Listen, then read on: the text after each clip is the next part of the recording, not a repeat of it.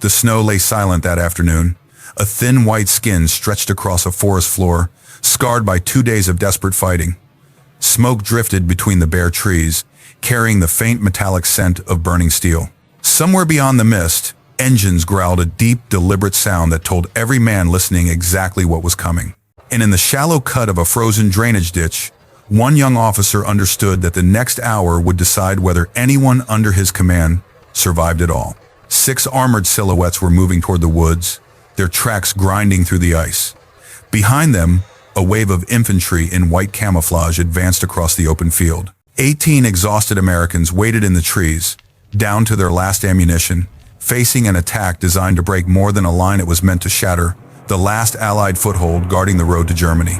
What compels a man barely 19 to stand his ground against a force that should have crushed him in minutes? What turns a burning vehicle, moments from exploding, into the final refuge of a soldier determined not to lose the ground beneath his feet? To answer that, we must return to the winter of 1945, where destiny narrowed to a single clearing in a French forest, and one impossible stand began. The battle that unfolded in the forest near Holtzwihr did not begin with heroism. It began with exhaustion.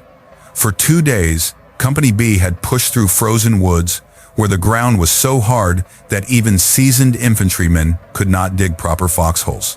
Every step forward had been paid for in blood, 102 men killed or wounded before the unit ever reached the position they were ordered to hold. By the morning of January 26, only 18 remained, scattered among the trees like the last embers of a dying fire. The terrain itself seemed determined to defeat them. The Bader Reed Forest clung to the eastern edge of the Colmar Pocket, the final German stronghold west of the Rhine. Whoever controlled these woods controlled the narrow road that cut through them, a lifeline for Allied forces advancing north, and a gateway that German armor would exploit if it fell. Snow muffled sound, but did nothing to conceal the hulking silhouettes that often emerged from the tree line. Tanks probing for weak points, infantry testing the American defenses, artillery feeling out the range. Higher command understood the risk with painful clarity. The Colmar Pocket had resisted Allied pressure since November 1944. Its collapse would open the path toward Germany itself. Its survival would prolong a brutal winter and cost thousands more lives. For the 3rd Infantry Division, holding the woods near Holtzwihr was not a tactical choice. It was an obligation woven into the success of the entire campaign. Into this crucible stepped a 19-year-old officer who had never asked for command. Hours earlier, he had been a platoon leader. By dawn, he was the last surviving officer in the company. Responsibility had found him through attrition.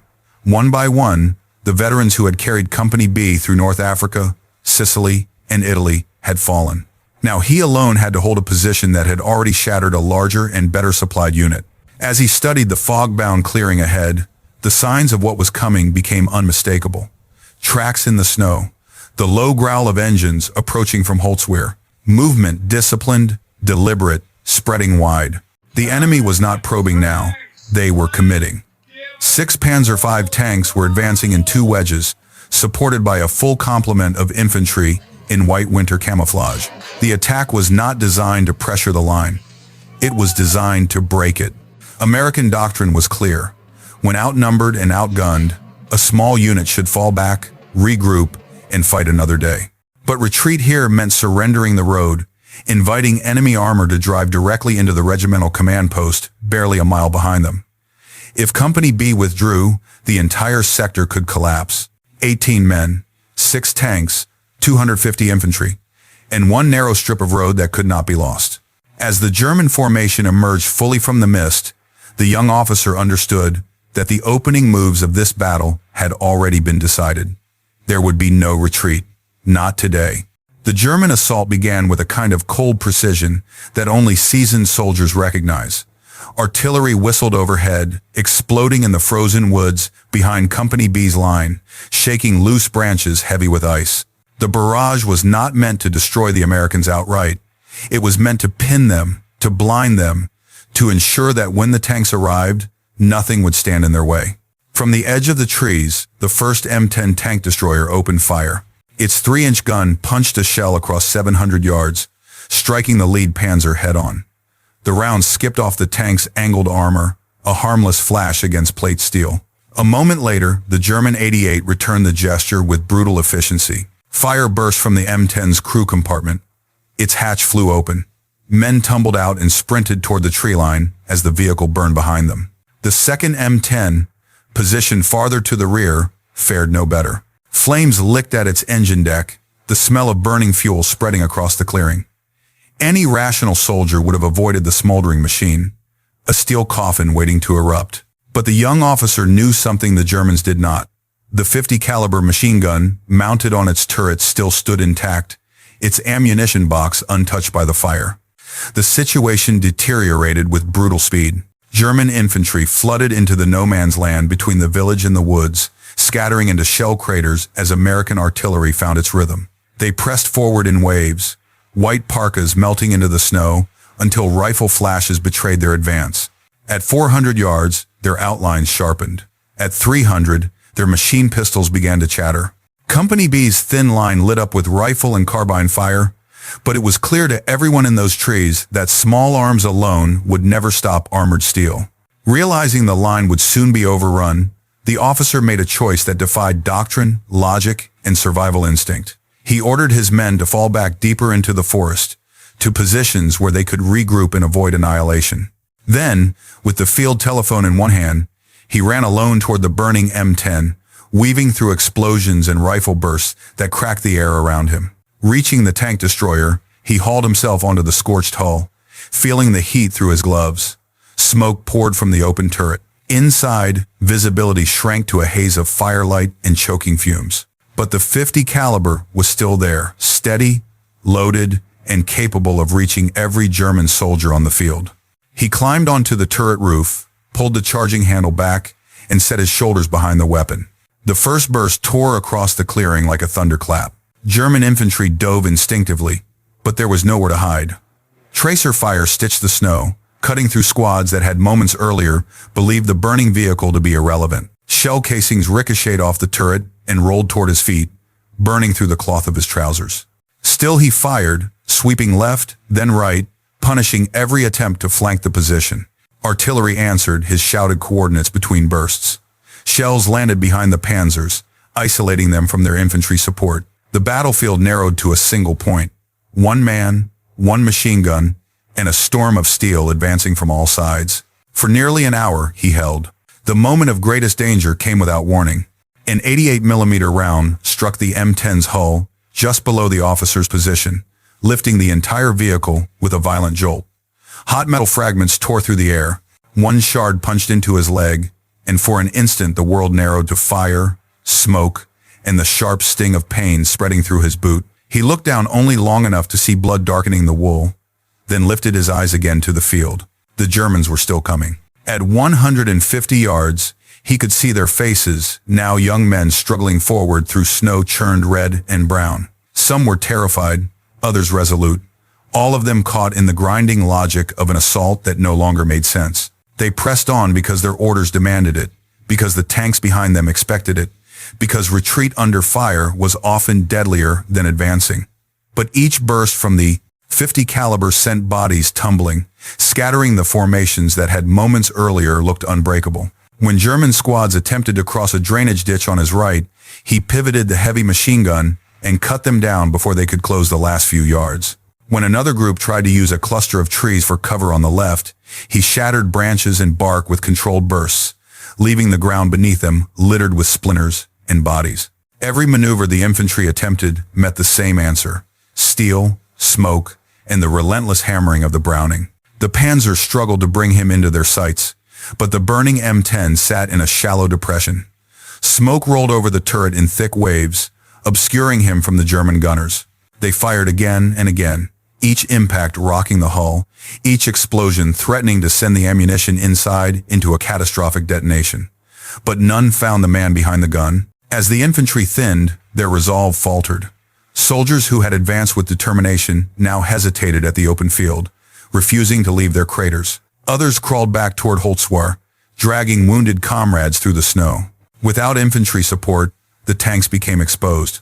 In close terrain, armor alone was vulnerable, something every German commander on the field understood. When the lead panzer rotated its turret and began backing away, the rest followed. What had begun as a coordinated assault dissolved into a retreat. The officer fired his last belt into the fleeing ranks, then released the trigger as the bolt locked back.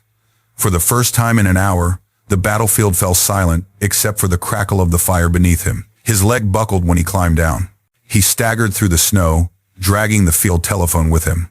30 yards away, the M10 erupted. The blast tore the turret free and hurled it through the air, flames clawing 100 feet upward.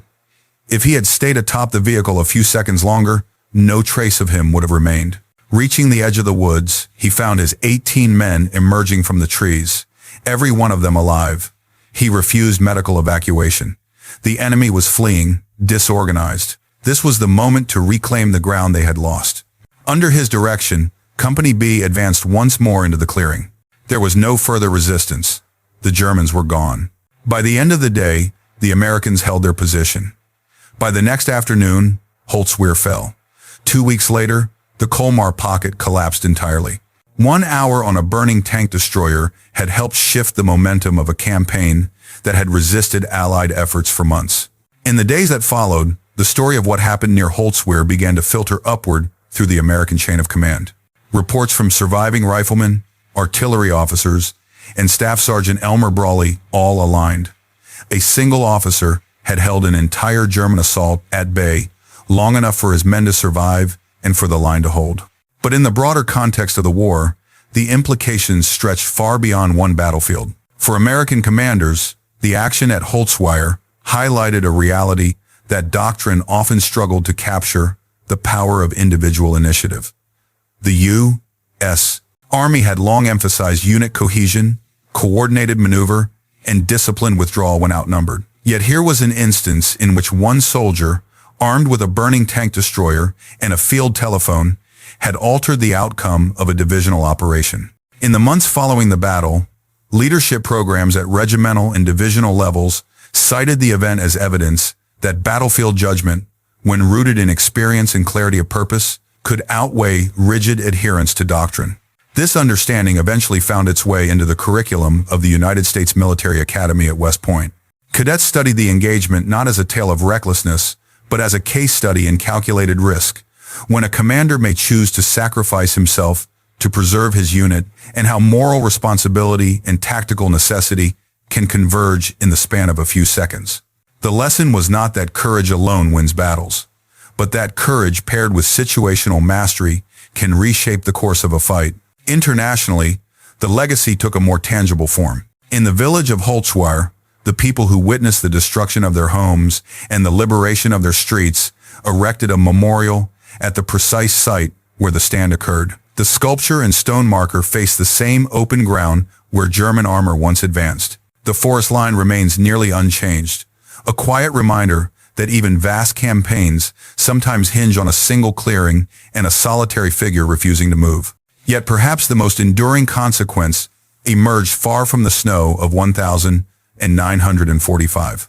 In the decades after the war, the officer who survived that hour on the M10 became one of the first public voices in America to speak openly about the psychological wounds carried by combat veterans. His testimony before Congress and his advocacy within the Veterans Administration helped lay the groundwork for what the nation would eventually recognize as post-traumatic stress disorder. The soldiers he saved at Holtzwihr were not the only ones whose lives he would touch. When the smoke finally cleared from the forest near Holtzwihr, the battlefield revealed no triumphal banners, no crowds, no fanfare. Only the quiet aftermath remained: shattered trees, frozen earth torn open by artillery, and the long shadows cast by lives that had nearly been lost. In that silence, the meaning of the stand became unmistakable. It was not about a single act of bravado. It was about the weight one soldier was willing to carry so that the men behind him would never have to. The hours spent atop the burning M10 did more than repel an assault. It reshaped the idea of leadership under fire. It reminded commanders and future generations that courage is rarely loud, rarely clean, and never free. It comes with smoke in the lungs, wounds in the flesh, and years of memories that refuse to fade. The officer who stood in that blaze carried those memories long after the war ended, long after the applause faded, long after the medals were stored away. His struggle with the hidden wounds of combat would become a second fight one fought not with weapons, but with honesty, vulnerability, and a determination to ensure that other veterans would not face their battles alone. Today, the clearing near Holtzwihr remains almost unchanged. The road still cuts across the field. The forest still rises along the eastern edge. In winter, snow settles over the ground just as it did in 1945. Visitors who stand at the memorial can trace the line of advance, feel the cold wind that once carried the sound of tanks, and understand, if only faintly, how narrow the margin between survival and destruction truly was. Perhaps that is the real legacy of the battle. The knowledge that history can pivot on the actions of a single individual at a moment when retreat feels easiest and resistance feels impossible. It is a reminder that courage often appears when there is no one left to witness it, and that the quiet resolve of one soldier can echo across decades. As you reflect on this story, consider the lessons that endure. What does leadership demand in moments when the odds are absolute? How do we honor those who return from battle carrying wounds unseen? And what responsibilities do we inherit from those who refuse to let their friends die on a frozen field far from home? If this history speaks to you, we invite you to join the conversation, share your thoughts, subscribe for more stories shaped by sacrifice, and help ensure that the men who fought in these forgotten corners of the world are never forgotten themselves.